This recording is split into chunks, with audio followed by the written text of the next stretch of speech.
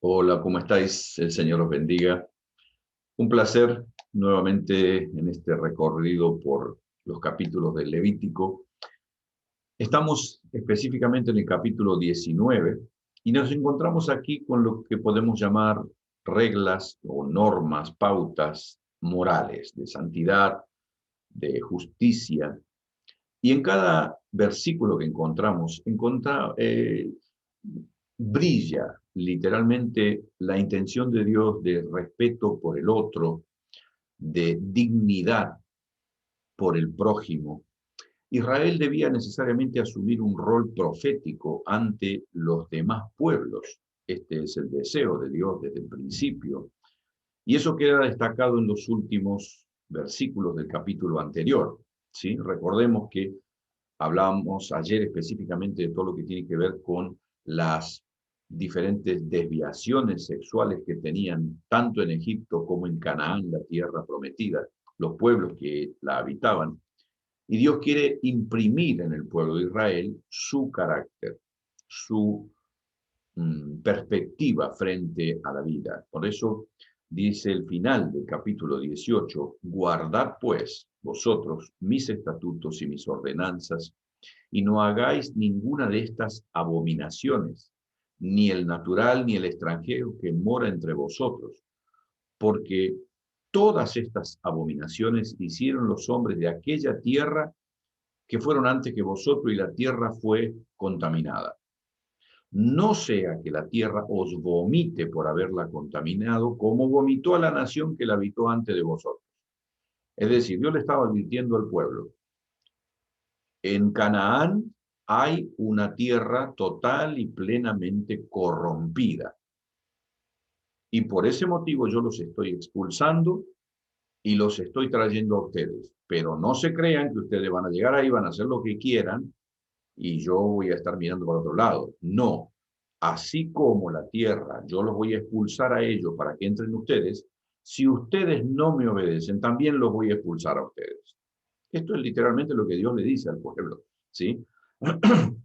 Y es interesante porque las instrucciones que nosotros leemos en todo el capítulo 19 va desde el respeto a los padres, en los primeros versículos, hasta el final del capítulo donde se pide al pueblo de usar balanzas justas, pasando por la restricción de construir ídolos con sus propias manos, ¿sí? El consejo humanitario de no cosechar todo lo que estuviera en las plantas o en los campos para que los pobres y los extranjeros tuviesen de dónde comer.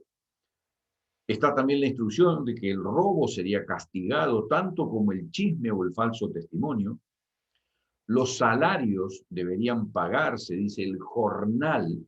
El jornal habla de alguien que trabaja jornaleramente todos los días. Entonces dice, lo que le prometas a un empleado que lo tengas por días, págaselo apenas termine el día. O sea, no que después vemos cómo lo arreglamos. No, no, no, no. ¿Sí? No se deben favorecer a los ricos en detrimento de los pobres. Se debe prestar una atención especial a las personas discapacitadas. Indudablemente, lo que Dios describe aquí es una sociedad modelo, pero la verdad es que ah, la mayoría de nosotros no estamos dispuestos a pagar el precio que implica vivir en una sociedad igualitaria. A los gobiernos siempre les encanta plantear que el deseo del gobierno es una sociedad igualitaria, pero basta ver lo que gana un legislador y lo que gana un pensionado, un jubilado, ¿sí? Y eso demuestra que ellos hablan mucho de equidad, pero al momento de ejecutarla, uno no puede decir, sí, viven realmente lo que dicen.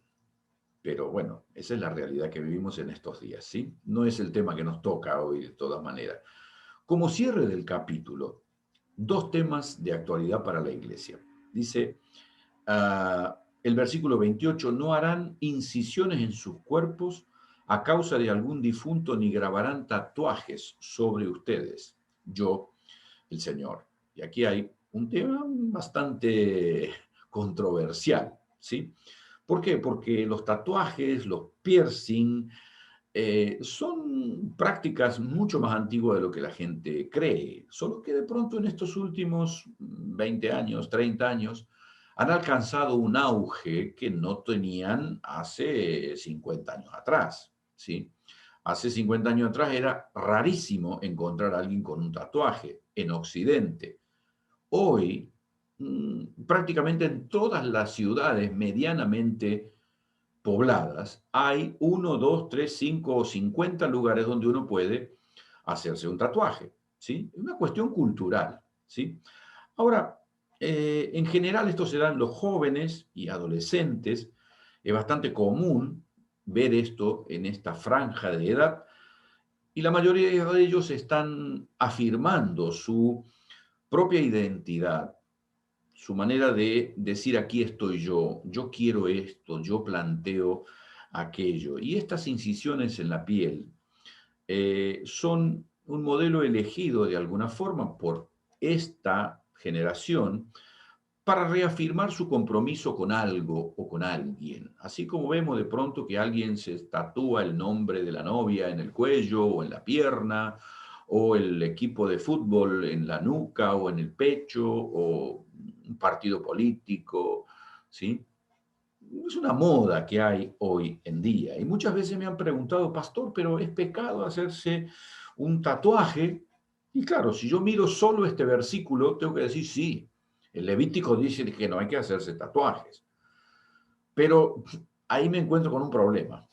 Me encuentro con un problema porque eso dice el versículo 28. El 27, el versículo anterior, dice lo siguiente. No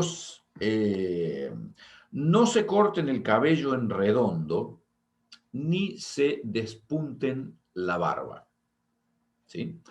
¿Qué quiere decir esto? Que el corte de cabello, bueno, yo no tengo cabello, ¿sí? Pero el corte de cabello hecho así era una costumbre que tenían los pueblos antiguos, pero tenía toda una connotación idolátrica, ¿sí? No era una moda, era una connotación idolátrica. Entonces Dios le dice al pueblo de Israel, no se corten de esa manera, no se recorten la barba, que está el versículo anterior hablando de los tatuajes o de los piercing, está hablando de que no hay que cortarse la barba. Entonces, si yo no creo que me debo cortar la barba, tampoco puedo hacer problema si alguien se hace un tatuaje. La Biblia no dice que es pecado hacerse un tatuaje, ¿sí? Pero ahí la conversación da para un poco más, ¿sí? Tengamos en cuenta que estas son pautas dadas al pueblo de Israel y que claramente no son aplicables a nuestro tiempo, ¿sí? Por ejemplo, déjeme que yo le diga una cosa. Levítico 21, un poquito más adelante lo vamos a ver, pero traigo a colación este tema porque creo que es importante en este argumento. Dice, los sacerdotes no se raparán la cabeza ni se despuntarán la barba. Y ahí yo tengo un problema, porque sí, yo me afeito hace más del 2009, hace que yo me afeito mi cabeza. ¿Sí? ¿Por qué? Porque se me cayó buena cantidad del pelo que tengo y tenía un cabello muy fino, entonces lo más práctico, me afeito y listo, ya está. Si no siempre despeinado, esa es la gran verdad. Tengo muy poco cabello aquí, arriba nada, entonces me afeito toda la cabeza, pues me queda más práctico, más cómodo. Y yo, oh, pero el Levítico dice que no sé cuánto. Mire, déjame que yo le diga una cosa. Si yo estoy pecando por haberme afeitado la cabeza por lo que dice el Levítico, mira lo que dice Hechos capítulo 18, versículo 18. Dice, Pablo, habiéndose detenido allí muchos días, después se despidió de los hermanos y navegó a Siria, y con él Priscila y Aquila, habiéndose rapado la cabeza en Cencrea, porque había hecho voto. Es decir, el apóstol Pablo se rapó la cabeza. Y si fuese pecado, indudablemente Pablo no lo habría hecho, ¿sí? Y bueno, lógicamente yo, si estuviera convencido que la Biblia prohíbe raparse la cabeza, yo no lo haría. Yo no estoy diciendo que usted ahora, porque yo lo digo así, salga corriendo y vaya a hacerse un tatuaje. Porque la pregunta que hacemos detrás ¿es recomendable un tatuaje? Es recomendable. ¿Hay algún versículo que indique que hay que hacerse un tatuaje como cristianos? ¿Sí? La verdad que no. No hay ningún versículo que diga ni que sí ni que no. En el Antiguo Testamento dice que no. En el Nuevo Testamento no dice ni que sí ni que no. Pero ¿cuál es el motivo por el cual alguien se hace un tatuaje o se coloca un piercing? ¿Por qué lo hace? Muchas veces las marcas en la piel reflejan las marcas que el alma tiene. Y la verdad es que como iglesia a veces somos muy rápidos en juzgar a alguien de una determinada manera porque se viste de una forma, porque usa aretes o porque tiene un piercing o porque tiene un tatuaje. Y la verdad es que no debemos absolutamente menospreciar a alguien porque hace algo o juzgar a alguien porque deja de hacerlo, ¿sí? Cada uno es libre de hacer lo que desea con su cuerpo, ¿sí? Pero la pregunta que nos cabe pensando precisamente en los tatuajes y en los piercings es ¿cuál es la motivación? ¿Qué es lo que yo estoy queriendo transmitir haciéndome esto? Mi identidad debe estar fundamentada en la obra de Cristo, en quien Cristo es. La palabra no dice que nuestra apariencia debe ser de una determinada manera. No, no, no. Lo que habla Jesús es que el agua que Él nos va a dar va a transformar nuestro interior. Y si transforma nuestro interior, nuestro exterior debe reflejar eso, ¿sí? Entonces, yo creo que es, si alguien me pregunta, y si usted aconseja, no, me pregunto, ¿para qué? ¿Cuál es el propósito? No digo que se va a ir al infierno porque se haga un tatuaje, no. Pero mi pregunta es, ¿cuál es la utilidad de un tatuaje? Porque está la moda. Bueno, ok. Dentro de unos años, cuando deje de usarse, ¿qué va a hacer? Se va a tener que sacar. Y sí, si lo pone porque es moda, dentro de 20 años no va a ser más moda. Entonces, honestamente, no lo veo como algo de lo cual tengamos que dedicarle tiempo. Simplemente lo explico y nada más. Y un último detalle que tiene este capítulo 19 es el respeto por los extranjeros.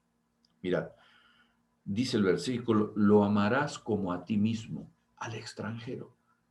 Imagínense, ¿quién no quiere ser extranjero en un país donde hay una ley que dice que le van a amar como si usted fuera del país? Y le dice, ¿por qué? Recuérdate que también hubo un tiempo en que tú fuiste inmigrante en Egipto. Cuánta verdad para asimilar, cuántas enseñanzas que nos transmiten literalmente el carácter de Cristo al cual debemos nosotros imitar. Nos vemos mañana. El Señor os bendiga.